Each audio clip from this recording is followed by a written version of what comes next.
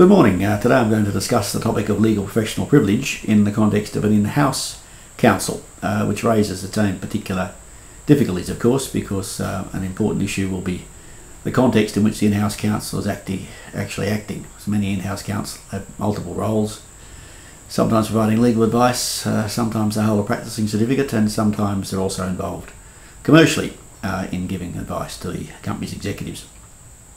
So I've got an overlap, and it's particularly important if you're acting or advising in-house counsel, acting for them or advising them, to make sure that they don't lose privilege. And it's useful to begin by looking at a couple of basic points.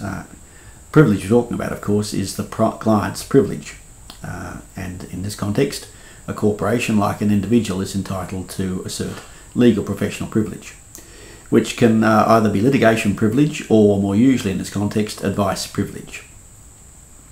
And it's a question at every stage, in New South Wales at least, to determine what particular law applies to work out the question of privilege. Remember, the Evidence Act doesn't seem to reach back into a stage before litigation actually commences, and so if we're looking at a pre-trial situation, then we'll be looking at the common law, or during an actual hearing we're looking at the Evidence Act. And since most advice privilege with respect to in-house counsel will look back to an earlier stage, we're mainly looking at the pre-trial situation. And the key case which tells us a bit about that is SO, Australia Resources and Federal Commission of Taxation, which is on the reading guide at point 2. Now, what's the test for privilege? Well, a communication or a document is privileged if it's made or brought into existence for the dominant purpose of obtaining or providing legal advice. That's the advice limb. Or to conduct or aid in the conduct of litigation in reasonable prospect. That's the litigation limb. So you've got a question there of whether or not the dominant purpose for which the document or the work is being done is caught by the range of the privilege. And usually, as I've said, in an in-house context, most of the challenges will be looking at the advice context. And we've had a recent decision in this area by Justice Michael Wigney, well-known public lawyer before he went to the bench, in a case called Archer Capital No. 2 and Sage Group, 2013, Federal Court of Australia 1098. And most of the notes are based on that particular judgment, which well repays reading. You'll see there's a bit of a controversy in some of the earlier cases with respect to certain aspects of the privilege, but I think the basic propositions are fairly clear-cut. Now, first and foremost, to attract the privilege, it has to be, of course, for the dominant purpose of giving legal advice. And what is a dominant purpose? Well, you're looking at what the ruling, prevailing, or most influential purpose is. Got that from the High Court in Spotless. It's a purpose that predominates other purposes, the prevailing or paramount purpose. And we've got that from the Australian Wheat Board case, the famous case involving the corruption inquiry into the Australian Wheat Board. And it's Iraqi trucking contracts, I think. Now, the purpose for which the document is brought into existence is a question of fact, and that has to be determined objectively. But evidence of subjective purpose may be relevant and will often be decisive. We've got some cases that explore that are referred to in the notes, particularly for Sydney Airports Corporation. And the appropriate starting point is to ask what was the intended use or uses of the document which accounted for it being brought into existence. Pratt Holdings and Commissioner of Taxation. Alright, so you've got to look at why the particular document is being generated. Is it being generated with a view to giving legal advice? Someone in the company asks for legal advice, or the corporation, and you respond as the in-house counsel? Or is it perhaps being used for some other purpose? You can see there it'll be pretty easy to get a mixed view. Someone might ask for a position paper, which looks at some legal options, but which then, as the in-house counsel, asks you to explore matters which may tend to a more commercial understanding. You may branch off into commercial situations. I can't think of any particular case where there's been a distinction drawn in the actual document, but no doubt that could occur. In other words, you might have a situation in which paragraphs 1 to 8 are redacted because they contain legal advice, and paragraphs 9 to 50 contain non-privileged advice, commercial advice. I guess the court will normally err on the side of caution, but that's something you might like to think about. How is it that you can divide up, if necessary, the document? Now, the concept of legal advice is a pretty broad one, of course. You're not just looking there at formal advice as to the law, but it also extends, apparently, to professional advice as to what a party should prudently or sensibly do in a relevant context, but does not extend to advice that's purely factual or commercial. This is a problem we often face in general terms. Some client comes in and asks in terms of a retainer for advice, and frequently they want you to go beyond giving the strict legal advice about what should be done and then merge into professional or commercial advice.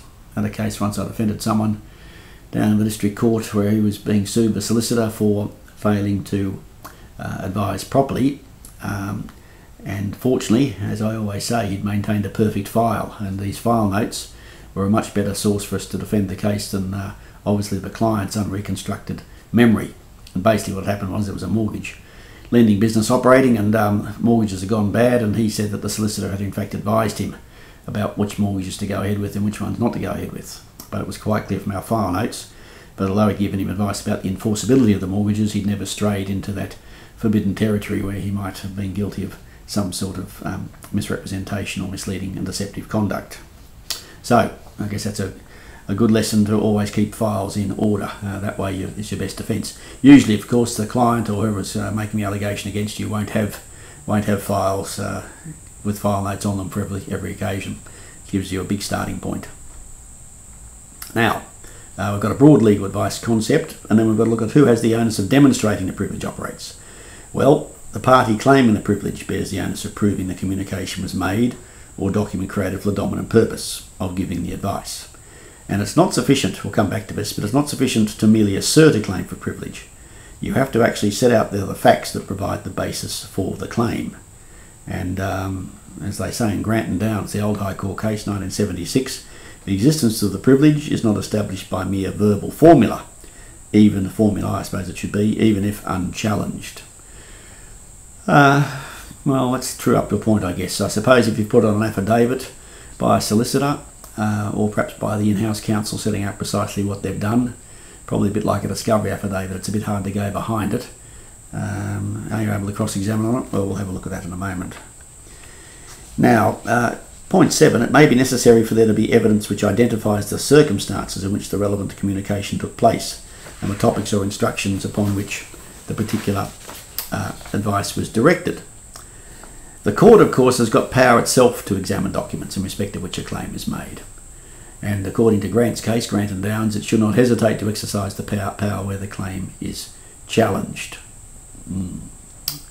Well, it's probably true. It's probably a bit like a search warrant case where privilege is claimed, or I suppose a discovery case where you say certain documents aren't caught within the range of discovery. The courts these days seem to be taking a much more proactive stance since Aon's case and the risk analysis case. They seem to be case managing with a view to avoiding costs and argument, particularly in satellite litigation, which this is certainly an example of when you're trying to get access to in-house advice. Now, what's required to establish the claim? Well, we've got Waterford's case, an older case, looking at whether or not the Commonwealth could claim legal professional advice when they'd obtained advice from a salaried government lawyer within the department. And the answer in that case in the High Court, which is really our leading case, was that in fact you could claim a privilege. And Justices Mason and Roland Wilson, say that it's got to be a question of a fact in each particular case whether or not the relationship gives rise to the privilege. And it's got to be a professional relationship which secures to the advice an independent character notwithstanding the employment. All right, so it's got to be notwithstanding the employment. Similarly, Justice Brennan, Sir Gerard Brennan, says that it needs to be independent in order that the personal loyalties, duties or interests of the advisor should not influence the legal advice which he gives, nor the fairness of his conduct of litigation on behalf of his client. And he needs to be then professionally detached. Well, you can see how it's easy to blur the line. We had a couple of cases, one involving Channel 7 some years ago, when the senior legal advisor in that case, I think, was quite candid about giving commercial advice. He did various things in relation to documents with a view to protecting his client's interest. In that case, I would guess he'd moved across the line. He wasn't being professionally detached, he was acting more as a commercial advisor. Although I don't think he suffered any particular sanction because of that. Now, we've got some cases, recent cases, that suggest that prima facie, once you've sworn an affidavit, claiming privilege, which leads the court to the conclusion it was properly made, then the prima facie position is that the legal advisor was acting independently, and the evidentiary burden then shifts to the other side to rebut the prima facie position. And we've got recent Queensland authority Aquila Cole that looks at that particular point. In Seven Network and News Limited, the case I just referred to, Justice Tamblyn looked in detail at the question of when privilege attaches. That's a case in 2005, and His Honour Brian Tamblyn said that an in-house lawyer will lack the requisite measure of independence if his advice is at risk of being compromised by virtue of the nature of his employment relationship with his employer. On the other hand, if the personal loyalties, duties and interests of the in-house lawyer do not influence the professional advice, the requirement of independence will be satisfied. And there, as I've already said, the in-house lawyer, who was a pretty skilled commercial advisor as well, had become a bit too close, I suspect, to the commercial aspects of the enterprise. And as Justice Tamblyn notes, the courts recognise that being a lawyer employed by an enterprise does not of itself entail a level of independence. Each employment will depend on the way in which the position is structured and executed. For example, some enterprises may treat the in-house advisor as solely concerned in advising and dealing with legal problems. As a matter of commercial reality, however, both internal and external advisors will often be involved in expressing views and acting on commercial issues. The authorities recognise that in order to attract privilege, the legal advisor should have an appropriate degree of independence so as to ensure the protection of the legal professional privilege is not conferred too widely. Commercial reality requires recognition by the courts that the fact that employed advisors are not practising on their own account may often be involved to some extent in giving advice of a commercial nature relating to the giving of legal advice. Such involvement does not necessarily disqualify the documents relating to that role from privilege. The matter is one of fact and degree, and involves looking at the relative importance of the identified purposes. Well, as I said, on the facts in that case, I think the advisor had strayed across the line, and that was because at a very senior level, of course, you're more likely, putting it very cynically, you're more likely to be very well paid by an organisation if you've got some commercial nous rather than simply answering questions about an easement. Most clients, particularly large corporations, want not only strict legal advice, which they can get from an outside law firm pretty quickly and I suppose reasonably cheaply. They also want someone with a lot of commercial savvy in-house. And naturally, of course, in that sort of role, particularly at a higher level, if you're group general counsel or whatever, you may be involved day to day on all sorts of commercial propositions as well. You may be deciding from a commercial point of view whether or not a transaction is attractive to the organisation. And as I've said, legal advice in a sense is cheap to get and pretty efficient to get. You simply pick up the phone and ring law firm, but to give a savvy commercial advice is much more difficult and also requires a different skill set. So there's a natural tendency to stray across the line, one might think. Now, in Archer Capital, Justice Michael Wigney, said at 72 that a communication between a lawyer and his or her employer is unlikely to satisfy the dominant purpose test if a lawyer was not employed as a lawyer. That is, the relationship between lawyer and employer was not professional, or the lawyer was not consulted in his or her professional capacity as a lawyer. For example, if they're asked to provide commercial or administrative advice, or were consulted as a partner officer of the firm or company, not as a lawyer. Communication will not be privileged because it would not meet the dominant purpose test, not because the lawyer was not independent. Alright, so you might still be relatively independent in a sense, but the particular occasion on which the advice is being sought may not satisfy the dominant purpose test. And that's because the context in which you're asking is one in which it's purely commercial. It's not a legal context.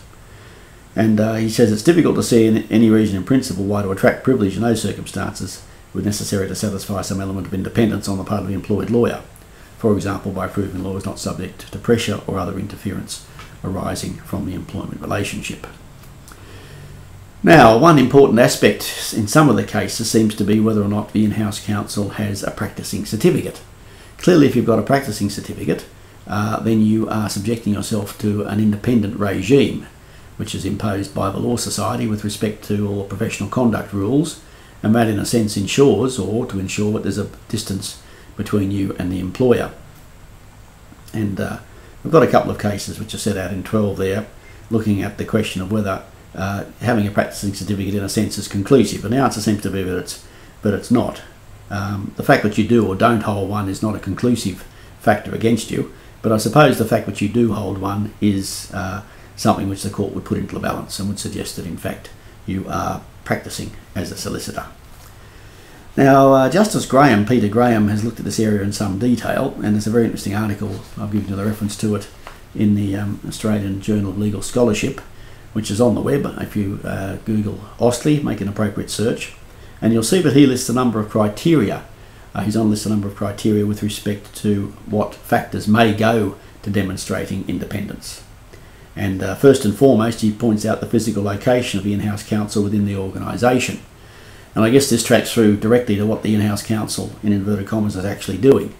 I suppose if you're sitting in your own bespoke office with a law library behind you, answering the telephone from time to time as various members of the conglomerate ring up and ask you a legal question, with your practicing certificate on the wall and your BALLB, LLM from somewhere or other on the wall as well, then you're starting from a strong standpoint in saying that you are in fact practicing independently as a solicitor. But as I've already said, that's not likely to be the case, of course, in a big organisation, is it? In a large organisation, it's likely that you'll be, in terms of line management, sitting on the same floor as the CEO or CFO and a whole lot of other people who want to come in, the company secretary, if it's not you, and want you to come in and answer questions, go to the boardroom. In other words, have a free-flowing discussion with respect to a whole range of activities. So although in the ideal world, I guess you'll have a physical location either on or off-site in your own sequestered area, that is not going to accord with reality, really, is it?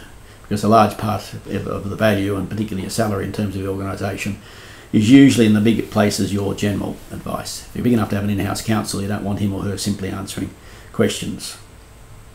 Peter, of course, points out, Peter Graham, the availability and use of letterhead for written communications, which make it look as if there's a separate legal department. The retention by the business of independent solicitors to provide advice and or conduct litigation for the business. Well, as I've said, the usual problem here is not going to arise with respect to the litigation dominant purpose. If you're litigating and it's a big matter, you'll be liaising with outside counsel, and pretty much any communication you have with outside counsel will be privileged, of course, because you're dealing with them directly. They'll have their own privilege attached to what they're doing for you, and the dominant purpose will be to win the court case. Much more difficult if you're writing a general advice over 2 or 3 pages on what the company should do with some mining proposition or some acquisition. That's a more difficult area, I think, much more difficult. So, once again, counsel of perfection, I suppose. You've got letterhead, you've got physical location. Then you've got the question of whether or not you're actually sharing in the remuneration of the business. Well, if you've decided to forsake the glories of being a partner in a law firm and go in-house, you're probably going to want to be on a share incentive scheme, aren't you? You want to have some skin in the game in the sense of getting a profit, part of the profit paid to you. So once again, although that's ideal, one might ask whether it's commercially realistic. Practicing certificate, of course, point 5, yes, whether or not you've got to have a consequential professional obligation attached because of a certificate. Whether you've got your own insurance policy, I suppose.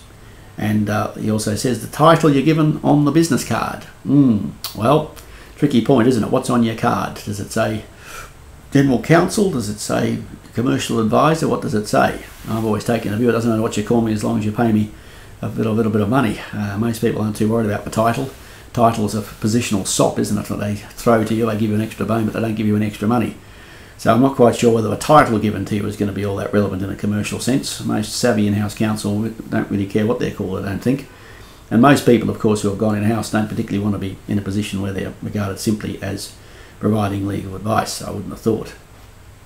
I mean, I think 9 is the key point, 9 and 10. The nature and extent of the participation in meetings called to address business strategy and ongoing business operations. That's really the nub of the whole problem, or the whole issue.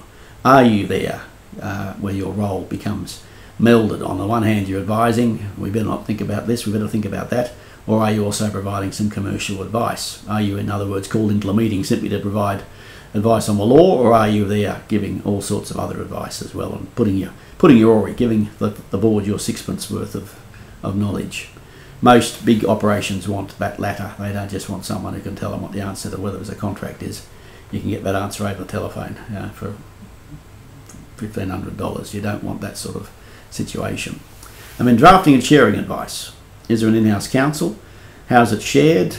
And he says, is it shared on an have I got the facts right basis? Is this the sort of thing you were looking for basis, etc., etc.? So, is he asking advice so he can clarify his legal advice? Or is he in fact asking his advice on the basis that perhaps the advice is a flexible proposition and might be altered given the particular business context? this sort of thing you're looking for basis, of course, leads you down a slippery path, doesn't it? We're all well aware of that with clients. Where the client wants something particular said. We often get that in bank opinion work. We did a lot of that in Hong Kong. You get issues where the client wants a particular opinion expressed with respect to enforceability. Got to be very, very careful there, back and forward. Often a question of negotiation as to how far a law firm's prepared to go. Although usually in that context, of course, with large banking and financing deals, the parameters are pretty clear cut, I suppose. But in a commercial situation, you might be asked for what you're looking for. Well, that's going to take you, I think, over the line in terms of commerciality. And when he says, by the use perhaps indiscriminate of stamps on documents such as privileged, brought into existence for the dominant purpose of giving legal advice. Well, we all know not to do that, don't we? It's like stamping without prejudice over everything, even if you're making an open offer. Privileged, privileged, privileged, privileged. That doesn't look too good. In other words, if you're fairly measured about when you're saying something's privileged, it's more likely the court will agree with your assessment. Yes, wise words there. So have a look at his article. It's a long one. It's in the 2008 Federal Judicial Scholarship 47. Federal judges all get together from time to time, and very detailed article. Justice Graham, of course, knows a lot about business. He led me in quite a few cases at the bar. He's a company director of sorts, I think, as well. He knows a lot about how the businesses operate. So useful, but I think probably in a sense really guidelines. You can't tick at the boxes and say you're going to be home free. Now, what about establishing a claim for privilege? Well, you need to provide, according to the authorities, some focused and specific evidence in order to ground a claim for privilege. You can't just turn up and make conclusory assertions. All right, you'll need to turn up and demonstrate in terms of evidence exactly what's been said, and it won't be simply good enough to rely on a view that you're expressing that in fact is a dominant purpose or an informal purpose.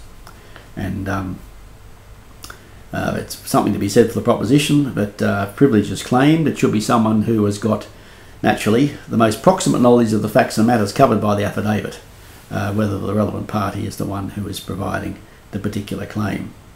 And as I've said, usually you're looking, of course, at the dominant purpose of the person who's brought the document into existence, and the best evidence as to the purpose of its creation would be evidence normally given directly by the person who created it, provided his or her evidence was specific and not inconsistent with the documents and weakened by cross-examination.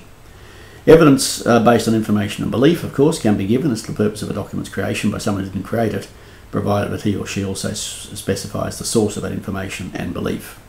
And in many cases it may well be impractical to expect that the author originator should swear an affidavit. And Section 75 of the Evidence Act, in terms of information and belief, says that all you need to do is identify the source of the information that is required.